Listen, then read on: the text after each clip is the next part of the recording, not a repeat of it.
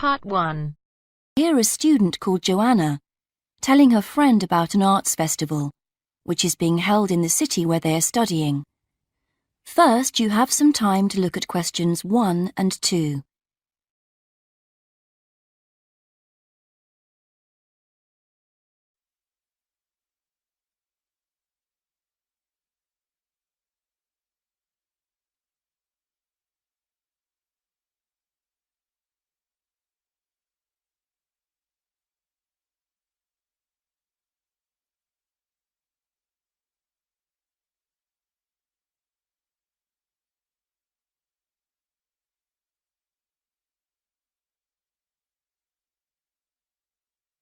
Now we shall begin.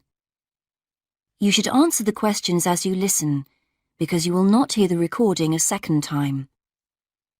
Listen carefully and answer questions 1 and 2. Hi, Joanna. Where have you been? Hi, Dave. I had to go into college to return a DVD I'd borrowed from the library. Oh, right.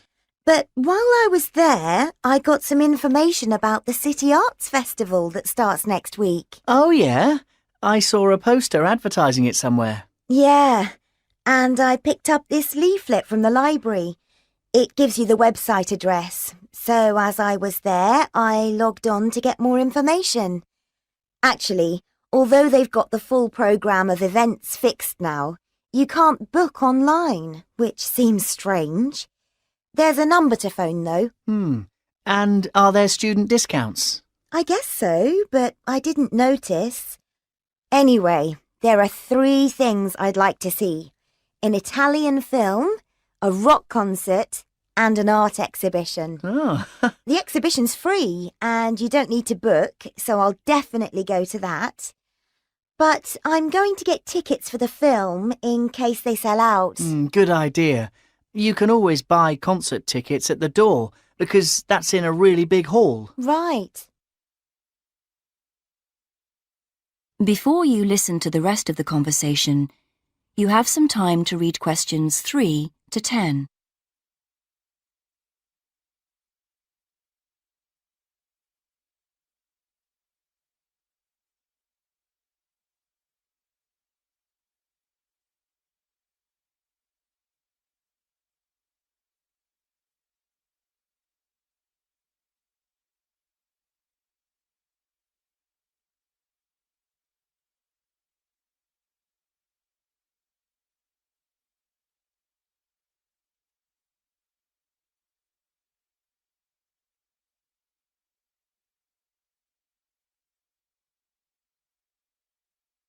Now listen and answer questions 3 to 10.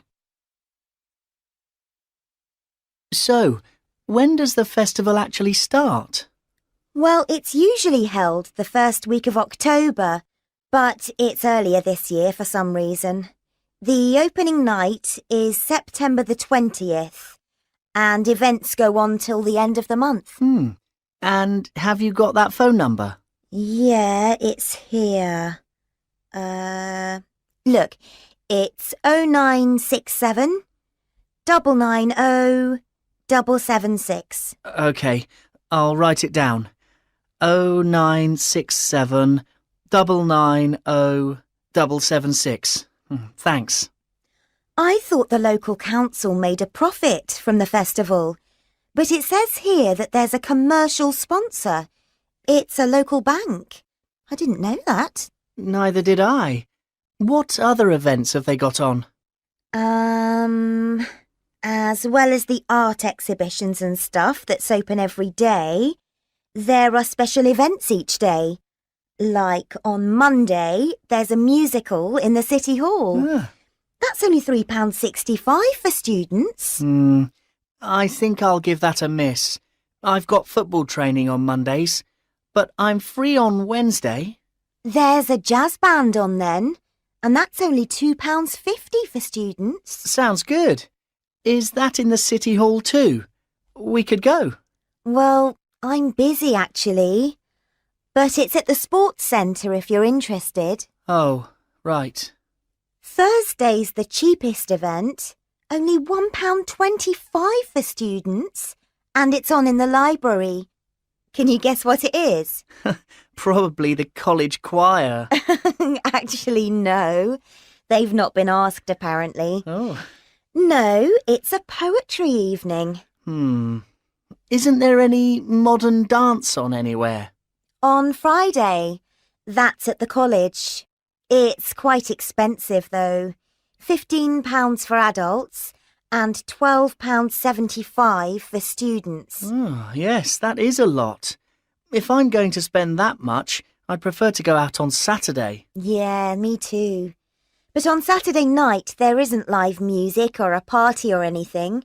Just the fireworks in the city park. And that's only £1.50. Yeah, that'd be good.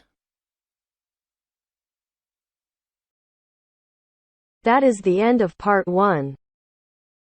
You now have half a minute to check your answers.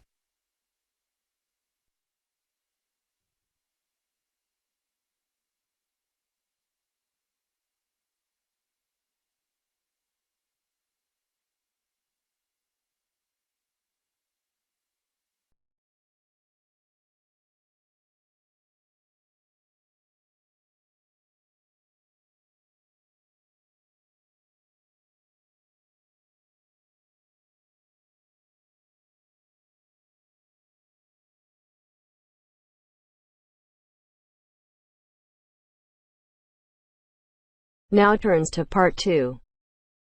Part 2. You will hear an extract from a talk about the Scottish Highlands. First, you have 30 seconds to look at questions 11 to 18.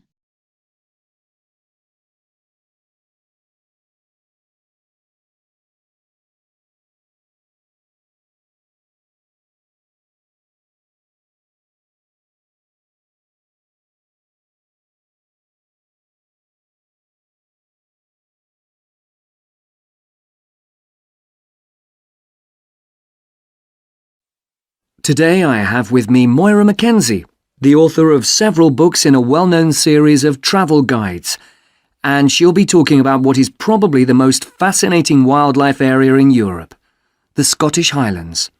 Moira. Yes, that's right. And it's a wonderful place to visit with lots to do in an area that makes up over half of Scotland. Including the 790 islands that lie scattered around the coast, it covers 39,000 square kilometres. Getting there is easy. From here in Glasgow, a good starting point is Fort William on the west coast, with regular bus and rail services linking the two. I'd recommend the train, which takes 4 hours to get there. Alternatively, you can take the Highland Line, which takes the more easterly route up to Inverness. That, in fact, is a bit quicker, taking around 3.5 hours to cover the 280 kilometres from here. There are also two main options by road. You can take either the A9 up through Stirling and Perth and then on to Inverness, or else on the west there's the A82 which runs up to Fort William and then, if you want, on to Inverness. Now, a lot of people associate the Highlands with bitterly cold weather, but in fact the region has a generally mild climate as a result of being surrounded on 3 sides by sea, particularly the warm waters of the Atlantic. At sea level in the west, for instance, the temperature ranges on average from a minimum of 1 degree centigrade in January up to 18 in July, and you can actually see palm trees growing there. Obviously, though, the temperatures will be lower inland and on higher ground. You can expect it to rain a lot too, particularly in the west, where annually as much as 2,000 millimetres regularly falls, though this helps account for the rich variety of vegetation and wildlife.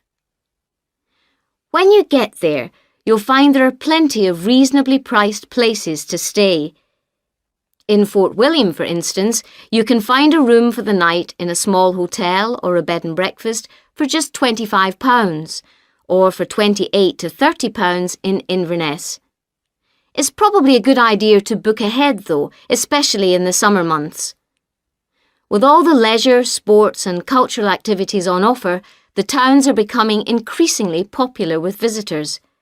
For example, accommodation in Inverness won't be at all easy to find this year around the 23rd of July, as that's when the local Highland Games will take place.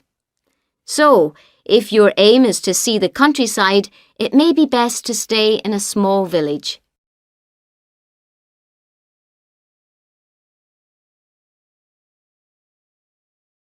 Now you have some time to look at questions 19 and 20.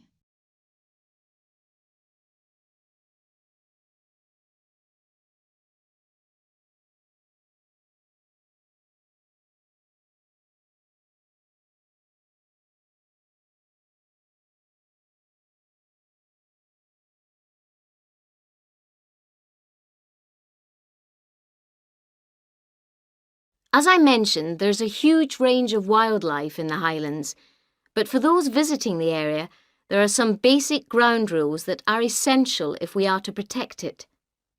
Firstly, you should make every effort not to disturb birds and animals, and one way of doing this is to blend in with your surroundings, for instance by avoiding brightly coloured garments, such as orange anoraks. To see wildlife clearly, it's best to use binoculars, keeping your distance. This is particularly important during the breeding season. Wherever possible, use a hide so that they are less likely to detect your presence. Surprising though it may seem, visitors are advised to use their cars where no purpose-built hides are available, as people are apparently less likely to startle animals if they stay inside their vehicles. You may even find that creatures come up close to where you're parked, in which case, wait until they've gone before you move off. It should really go without saying that it's essential to be as quiet as possible, though sadly some people need reminding of this. Oh, and one other thing. Wild animals and pets don't mix, so please leave your dog at home, or at least somewhere he or she can't chase the wildlife or damage their habitat.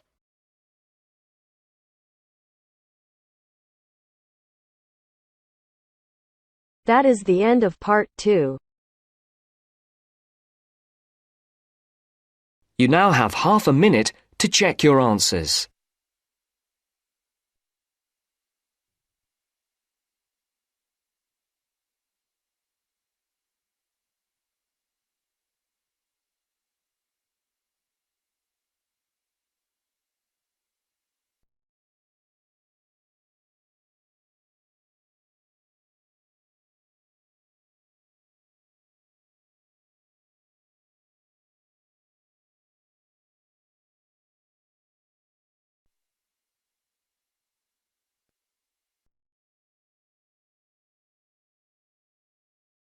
Now turns to part 3.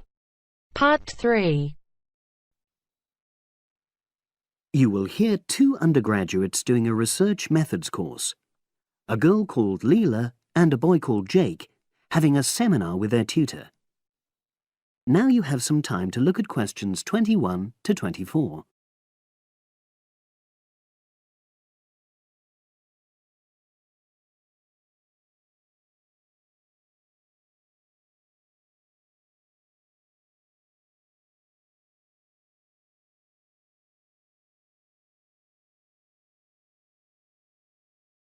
Now listen and answer questions 21 to 24.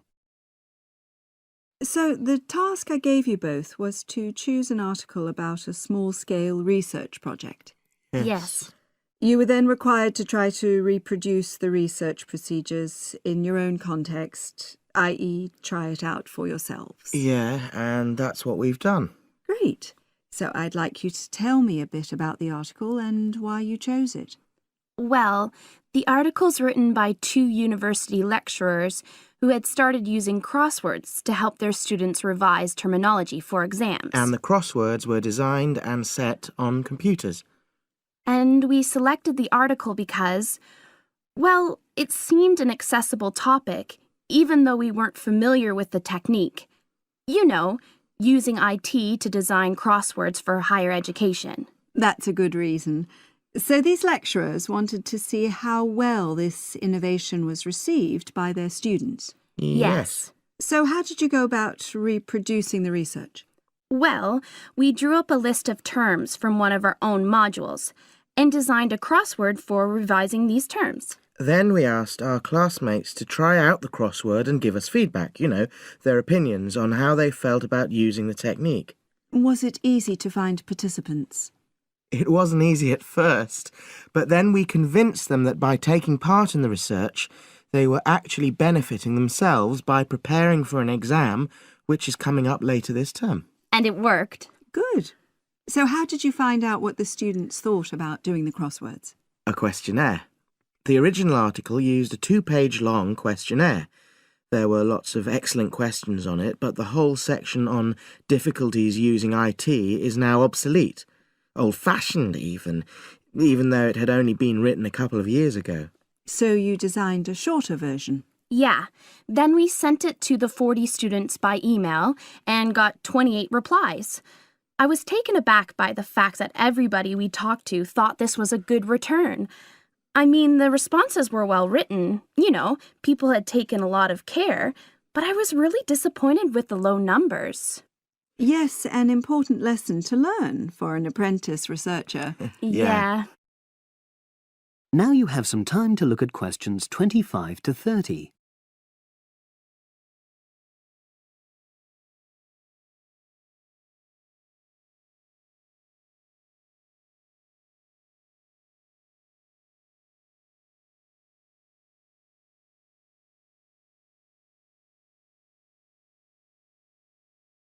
Now listen and answer questions 25 to 30. So what results did you get? Well, basically, the responses were extremely positive. The students said that doing the crossword on a computer helped them really focus on the work in hand and not be distracted, which is something that commonly happens with other ways of doing revision. Yeah, that was really clear. But something that struck me was that having fun hardly featured in their responses, nor did anything to do with spelling of hard words, which I thought would be an obvious benefit. No? Okay. Respondents also said that doing the crossword hadn't really increased their general motivation to study, but that it had highlighted the gaps in their memory so they knew what further work was necessary. Right. So how did your findings tally with those of the original researchers? There were lots of similarities, but... There were probably two main differences. We found that more males than females liked the technique, whereas the original study found the reverse. Also, our respondents said they wouldn't mind doing a crossword as a final official exam, whereas in the original study, students said they would hate doing it even if it meant having a shorter test. But of course, both sets of respondents said they'd be interested in doing more crosswords for informal purposes, revision, and so forth. Right. So let's have a think about the whole project and what you've learned from doing it. Well, it was very time-consuming. Yeah, and I don't think we managed that aspect very well. It could have been worse. I mean, we didn't have a lot of data, so we didn't have to spend ages processing it. And of course, we'd already done a course on numerical data processing, so there wasn't much new there. Yeah, that's true. Anyway, I think we designed our questions well so that they gave us manageable data. Yeah, it really helped having the original study to guide us, as it were. And that helped us to see what a good research instrument is. What a good questionnaire should be like. Absolutely. We got a lot from that. But when we were writing up the project, I'm not sure whether we'll know how to acknowledge the work of the original study. Our referencing. No, that's something we'll both have to work on in the future. Actually, that part's been great. Finding ways to share and support another person. That's the real plus from the project, learning ways to do that. Well, it's obviously been very successful.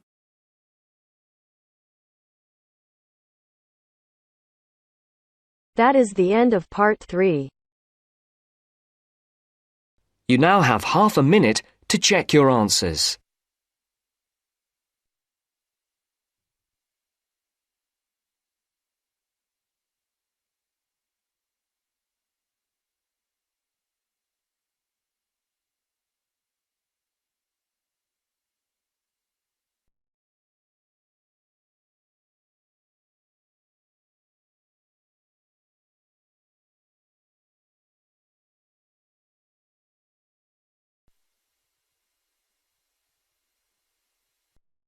Now turns to Part 4. Part 4. You will hear a lecture about the Inuit Eskimos of Alaska and Canada. First, you have some time to look at questions 31 to 40.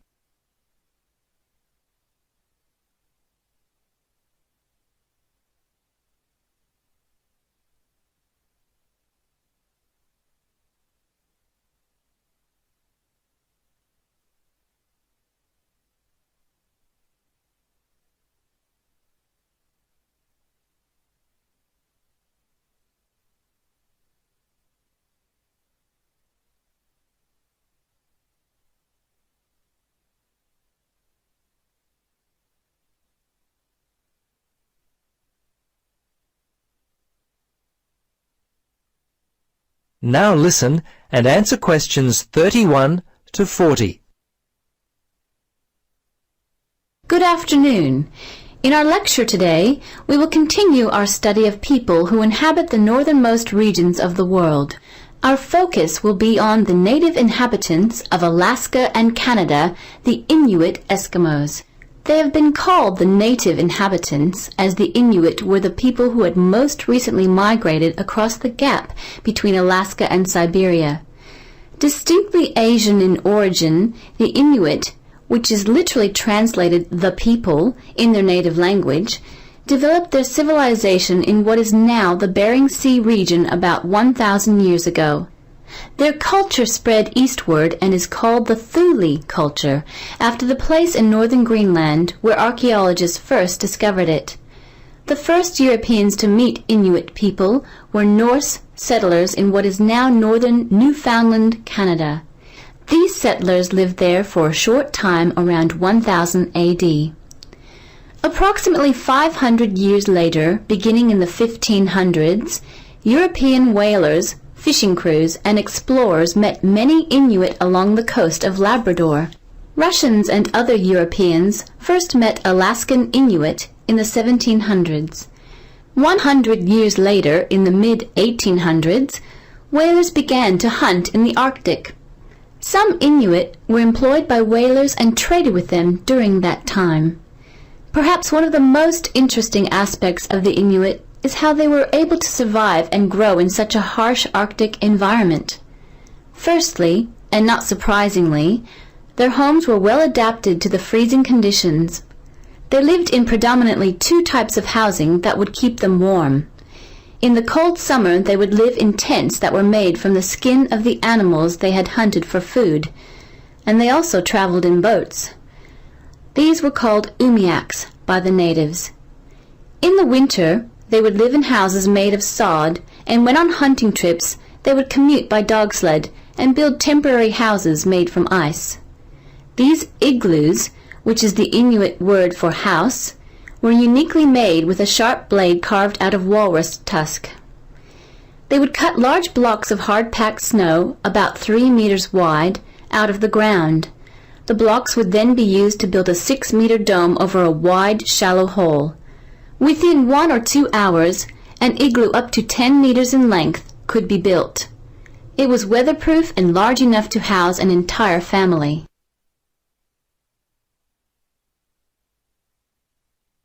Very early in their history, they managed to develop the technology to hunt the huge bowhead whale, which was the staple food source for them at that time. They also hunted walruses and seals. On land, they hunted polar bears, moose, and various other game. The harsh environment in which they lived meant that a steady supply of food was often difficult to come by. Therefore, the Inuit were a people constantly on the move, looking for food, which meant that their dwellings had to be easily built and easily dismantled.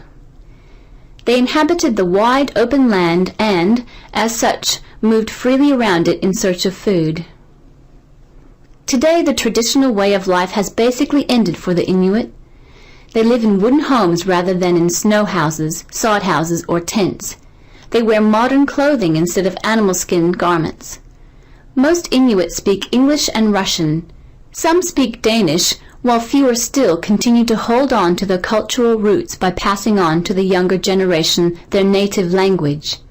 The kayak and umiak, their principal means of travel, have given way to the motorboat, and the snowmobile has replaced the dog team. The combined percentage of the Inuit population in Alaska and Canada stands at 63%, the latter being 29% and the former around 34%. Some Alaskan Inuit live in towns and cities, but the majority live in small settlements and hunt and fish for most of their food. Most of those in Canada live in towns in housing provided by. That is the end of part 4. You now have half a minute to check your answers.